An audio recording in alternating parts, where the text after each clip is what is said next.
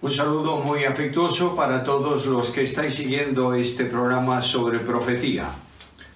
Quiero recordar alguna cosa, pero antes anunciaros que hemos tenido bastantes preguntas de distintos lugares.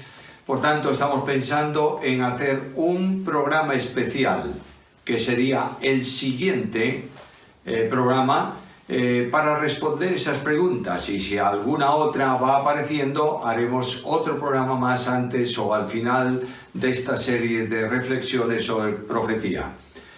Recordar solamente que a lo largo de todo este tiempo hemos estado dando una panorámica muy breve, muy sintética.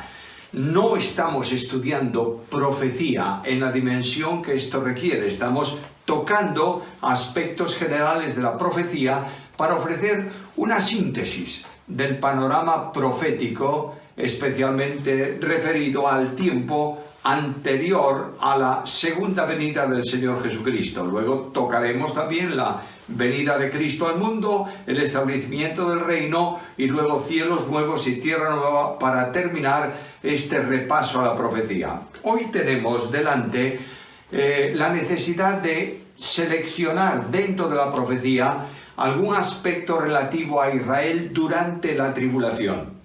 Y llamo la atención al capítulo 24 y 25 del Evangelio según Mateo, lo que se llama el sermón profético.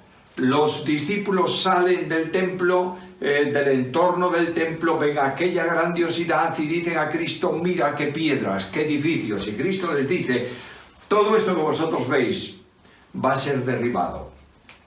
E inmediatamente, para un judío de los tiempos de Cristo, el derribar el templo era equivalente al fin del mundo, al término de la historia. Y estos discípulos preguntaron a Jesús y le dicen en Mateo capítulo 24, versículo 3, que estando sentado él en el monte de los olivos, los discípulos se le acercaron aparte diciéndole: dinos, dos preguntas. ¿Cuándo serán estas cosas?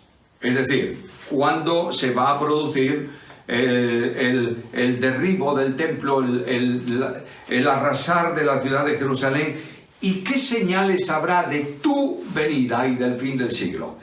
La primera parte de la pregunta tiene que ver directamente con los sucesos que ocurrieron en el año 70 de nuestra era, cuando las fuerzas romanas invadieron Jerusalén y destruyeron la ciudad y quemaron el templo. La segunda parte de la pregunta, ¿qué señales habrá de tu venida y del fin del siglo, del fin del mundo? Lo responde proféticamente este capítulo 4, en primer lugar, capítulo 24 de Mateo, y también otros aspectos diferentes en distintos lugares de la profecía. Analicemos un poco esa situación. En primer lugar, las preguntas de los discípulos tenían que ver con acontecimientos futuros que van a anteceder a la venida de Jesucristo. Y cuando yo leo el capítulo 24 y leo especialmente los versículos 4 hasta el versículo 9, surge una pregunta. Esos versículos tienen que ver con la iglesia en los tiempos de la tribulación. Segundo, tienen que ver con un periodo de dificultades de la iglesia. Se refieren los primeros versículos a la iglesia, ya que Cristo dijo que Él iba a hacerles saber que en el mundo tendrían aflicción. ¿Y se refiere a eso, a la historia de la iglesia y sus problemas, o se refiere íntegramente todo ese conjunto de versículos a los tiempos de la gran tribulación de la venida de Jesucristo? Hay distintas opiniones interpretativas. Algunos piensan que los versículos 4 al 8 se refieren al periodo de la iglesia y la tribulación comienza a partir del versículo 8 en adelante. La opinión del conocidísimo teólogo Schaeffer se asienta, se ajusta a este sentido. Pero yo quiero ver si esto concuerda exactamente con toda la profecía, porque la profecía tiene que ser interpretada, como toda la Biblia, a la luz de la misma profecía.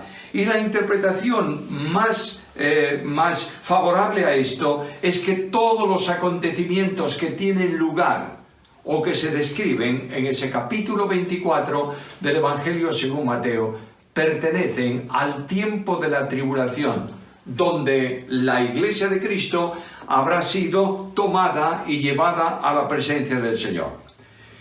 La cuestión que lo determina es muy sencilla. Si tomas el capítulo 6 de Apocalipsis y tomas el capítulo 24 de Mateo, recorrerás los dos pasajes y notarás que hay una identidad absoluta. Por ejemplo, en el capítulo 24 de Mateo, en el versículo 5, dice que algunos vendrán en mi nombre diciendo yo soy el Cristo. Y cuando vas al capítulo 6 de Apocalipsis y el versículo 2, hay alguien montando un caballo blanco que es precisamente el anticristo. Cuando se abre en el Apocalipsis el segundo sello, aparece un símbolo de caballo rojo que es signo de guerra. Mira el capítulo 24 de Mateo, versículos 6 y 7, y notaréis que oiréis de guerras, de rumores de guerras, etcétera, etcétera. Y así sucesivamente, los 8 primeros versículos del capítulo 24, o si lo prefieres mejor, los versículos 4 al 8 del capítulo 24 de Mateo, coinciden precisamente con la primera mitad de la última semana descrita en el Apocalipsis. Ahora, recordad también, lo hemos mencionado ya, que en el capítulo 9 de Mateo, versículo 27, se da la señal por la que se debe contar el comienzo del tiempo de la última semana de Daniel. Y se nos dice que comienza con la firma de un pacto con muchos. De manera que los judíos esperaban la liberación nacional, los judíos esperaban la llegada del Mesías, la constitución del reino, y que todas las naciones de la tierra fuesen tributarias de aquella nación, trajesen el oro, las riquezas a Jerusalén, y hubiese un cambio de referencia mundial en donde Israel fuese el núcleo de la historia y toda la historia girase en torno a él. Pero el pacto no se firma con el Israel escogido, con el remanente salvo por gracia, sino con el Israel incrédulo. El apóstol Pablo dice que no todos los que descienden de Abraham son israelitas. Solo son israelitas los que son hijos de Abraham por la fe.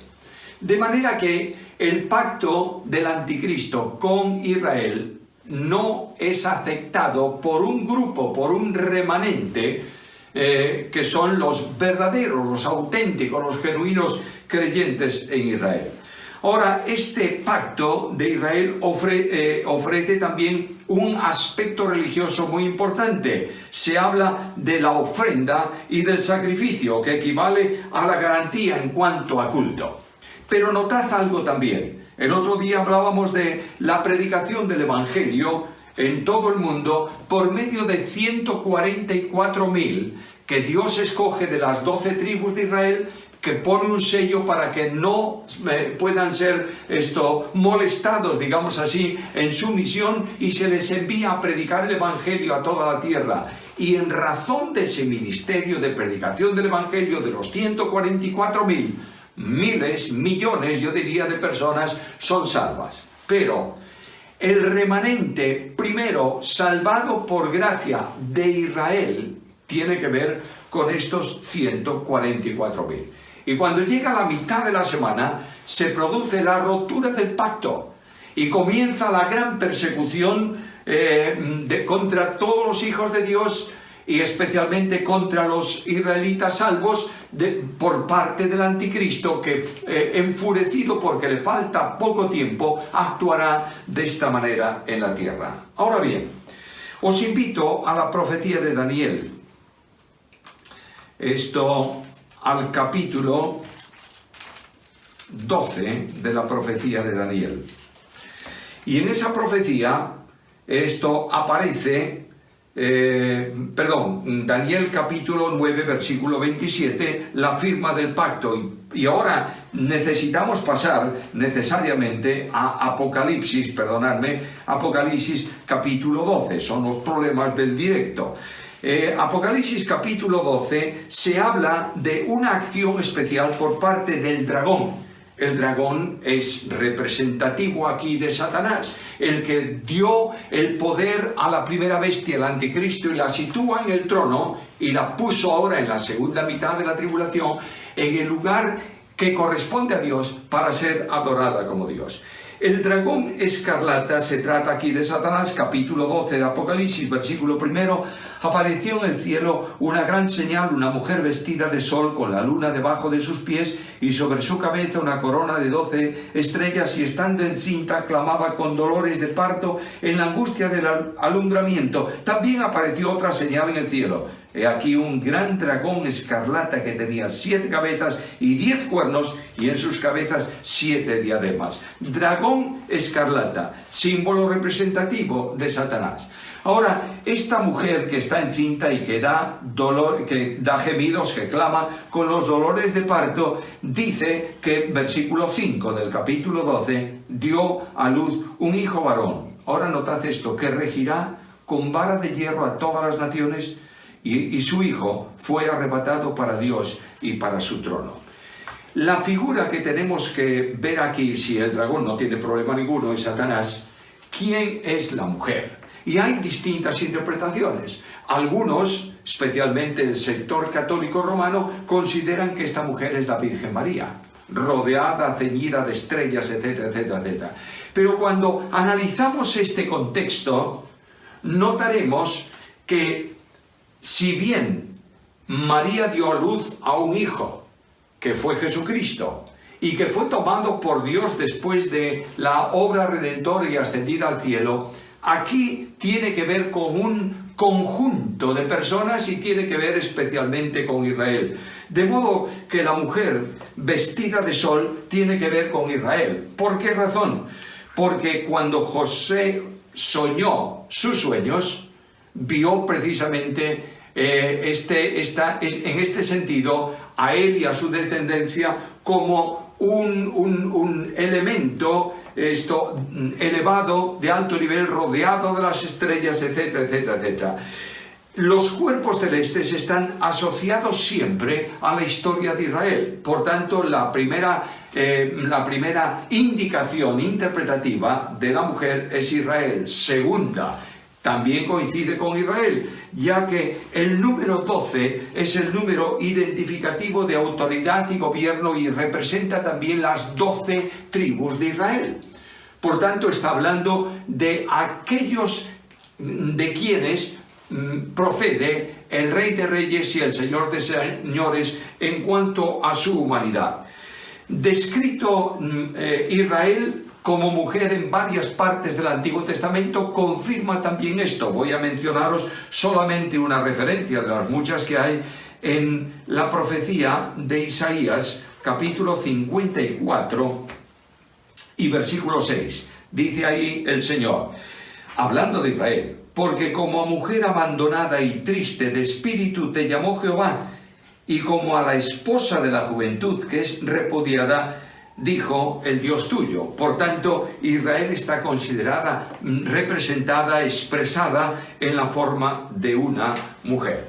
Ahora bien, hay algo más ahí, y es que la Escritura sitúa a esta mujer, Israel. Notaréis que dio a luz un hijo descendiente de Israel, Jesucristo. Dice Pablo en Romanos capítulo 9 que de los patriarcas, de los ascendientes de Israel, viene el Cristo según la carne. Por tanto, coincide toda la interpretación de esa mujer vestida de esa manera especial, que está frente al dragón, y que el dragón quiere devorar a su hijo, que nace de ella, pero es tomado por Dios a su presencia. No hay duda ninguna que está refiriéndose a la nación de Israel.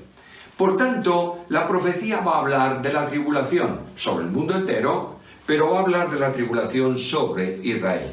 Y nos presenta un momento álgido en el cual capítulo 12 de Apocalipsis, versículo 6, la mujer huyó al desierto, donde tiene lugar preparado por Dios, para que allí la sustenten por 1260 días. 1260 días son 3 años y medio.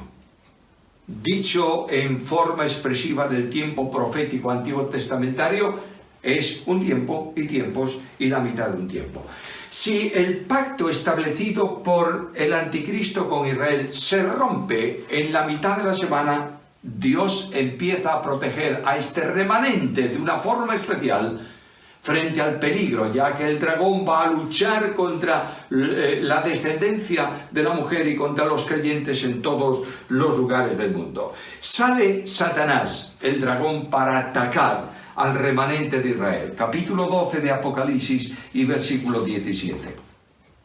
Entonces el dragón se llenó de ira contra la mujer y se fue a hacer guerra contra el resto de la descendencia de ella, los que guardan los mandamientos de Dios y tienen el testimonio de Jesucristo. Luego, el dragón, Satanás, trata de eliminar, de exterminar, de hacer guerra contra el pueblo de Israel.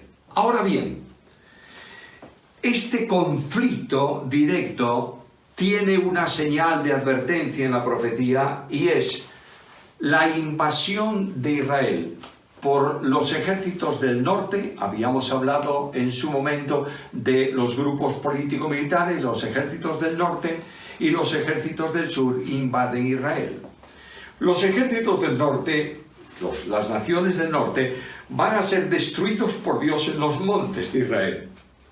Los ejércitos del sur, Egipto y sus aliados, van a ser perseguidos por las tropas del anticristo. De manera que el anticristo, frente a esto y aprovechando el pacto establecido con Israel, invade la Tierra Santa con sus naves por el mar, sus ejércitos por la tierra, y él se asienta en el lugar del santuario haciéndose pasar por Dios. ¿No recuerda acaso un poco a los movimientos típicos del Imperio Romano, en donde los emperadores, un grupo de emperadores, se consideraban divinos y eran adorados? Por tanto, aquí tenéis una reproducción de la historia en los tiempos finales de la humanidad, que antes de la venida de Jesucristo.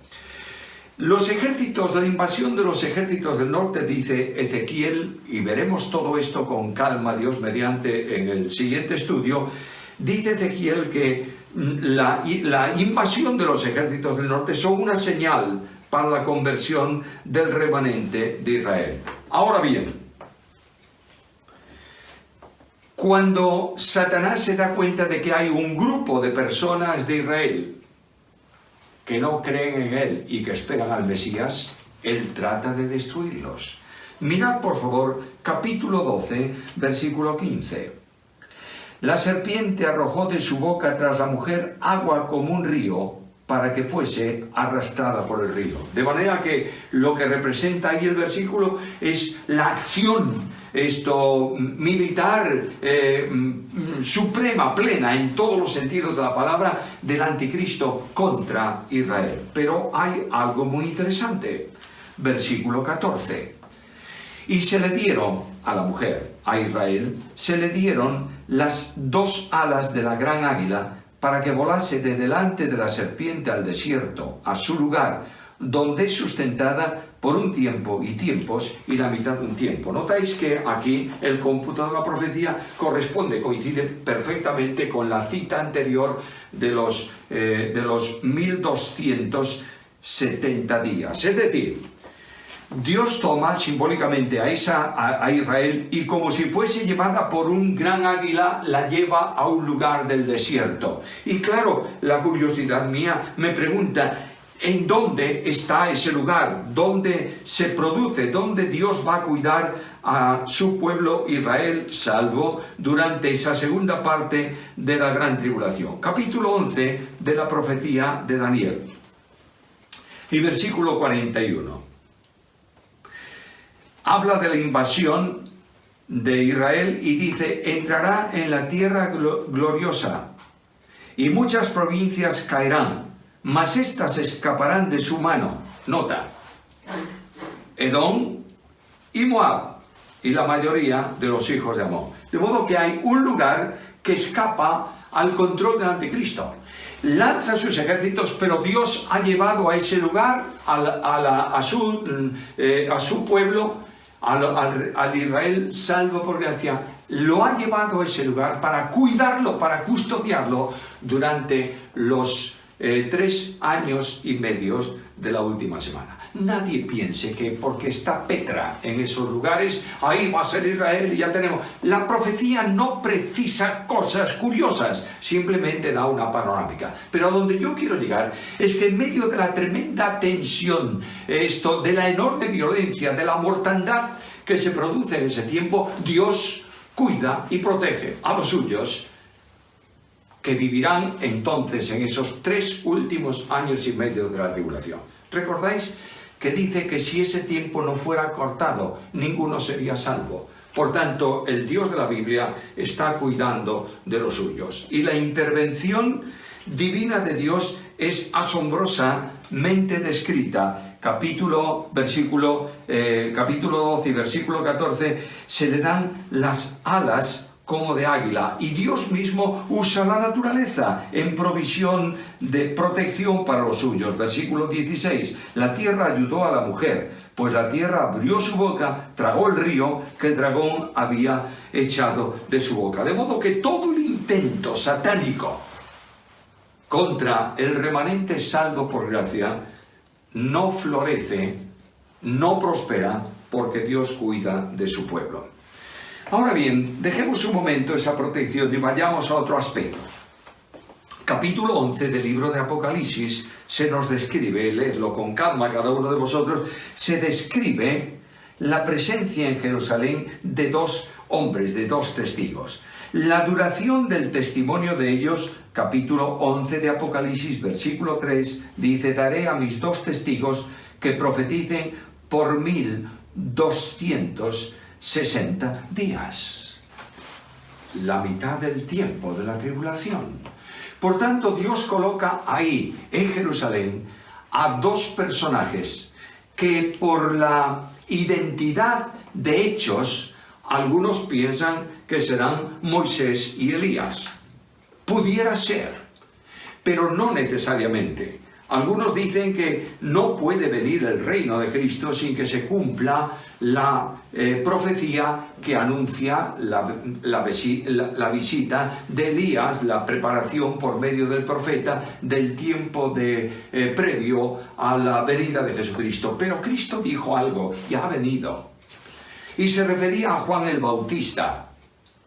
Bueno, la discusión teológica es seria, es importante, no hay duda ninguna, pero lo que yo pienso a la luz de la Biblia es que habrá 2 personas enviadas por Dios que funcionarán y harán prodigios como los que hicieron Moisés en su tiempo y Elías en el suyo.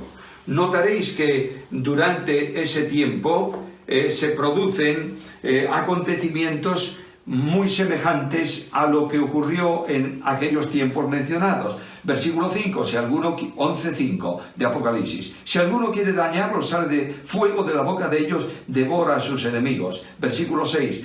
Tienen poder para cerrar el cielo a fin de que no llueva en los días de su profecía, algo que ocurrió en los tiempos de Elías. Ahora bien, estos que son protegidos prácticamente por la totalidad del tiempo final de la tribulación. Pero notad lo que dice capítulo 11, versículo 7. Cuando hayan acabado su testimonio, es decir, son enviados para testificar en Jerusalén, para predicar el Evangelio, para llamar al arrepentimiento. Y cuando terminan el testimonio encomendado, versículo 7 del capítulo 11, la bestia que sube del abismo hará la guerra contra ellos y los vencerá y los matará. Y dice que una vez muertos estos 2 personajes, los cadáveres se exhiben en la ciudad santa durante un tiempo. Ahí está capítulo 11, versículo 8, estarán en la plaza de la ciudad, que en sentido espiritual se llama Sodoma y Egipto, donde también nuestro Señor fue crucificado, identificación con Jerusalén, y los pueblos, tribus, lenguas, naciones verán sus cadáveres por 3 días y medio. No por 3 años y medio, pero por 3 días y medio. Y todos se alegrarán y se envían regalos porque ya no están molestando. Y la idea es que el Espíritu de Dios compungía, redarguía, reprendía por medio del testimonio de la predicación de estos 2 testigos. Y de pronto estos que están muertos, versículo 10, resucitarán. Versículo 11. Después de 3 días y medio entró en ellos el Espíritu de vida enviado por Dios, y se levantaron sobre sus pies y cayó gran temor sobre los que lo vieron, y oyeron una gran voz del cielo que les decía: subid acá, y subieron al cielo en una nube, y sus enemigos los vieron. De modo que Dios permite que sus siervos mueran, pero también los toma y los recoge a su presencia después de haberles dado vida. Ahora, el testimonio de estos 2 testigos es un mensaje convincente y son glorificados. Bueno, ya hemos visto una panorámica rápida que yo quiero resumir con el gráfico que estáis viendo ahora. Y notaréis que en ese gráfico aparecen esas líneas en la parte de abajo, las alas de la gran águila e Israel llevada al desierto donde es cuidada por Dios. Hago un repaso sobre ese mismo gráfico: tiempo de la tribulación, rotura del pacto con Israel en la mitad de la semana, incremento de la tribulación, predicación por 144.000 testigos del Evangelio en todo el mundo, el envío de 2 testigos a la tierra en Jerusalén para la evangelización de los judíos especialmente, muerte de ellos, elevación de ellos a la presencia de Dios. Y esto nos abre una panorámica para entender ahora lo que estudiaremos seguidamente, que es lo que se conoce como la batalla del Armagedón. No la batalla, la guerra del Armagedón, que tiene varios movimientos militares y varias batallas. No lo dije a propósito porque hay la idea de que se trata de la batalla del Armagedón. Hay una al final, pero hay muchos movimientos militares durante ese periodo de tiempo que es realmente la guerra del Armagedón. Permíteme hacer una reflexión personal. Sacamos ya ese gráfico y quiero deciros que Dios es soberano y controla toda situación. Que Dios no permita que ocurra nada que escape de sus manos. Que frente a los embates del enemigo que trata de eliminar al pueblo de Dios, no solamente lo hará en el futuro, sino que lo hace hoy. Dios está en el trono y está cuidando de los suyos. Y de esta manera el creyente de hoy debe asumir una responsabilidad: llevar el Evangelio a todas las naciones y ser testigo de Cristo en un mundo infiel a Él. Que Dios añada su bendición sobre cada uno.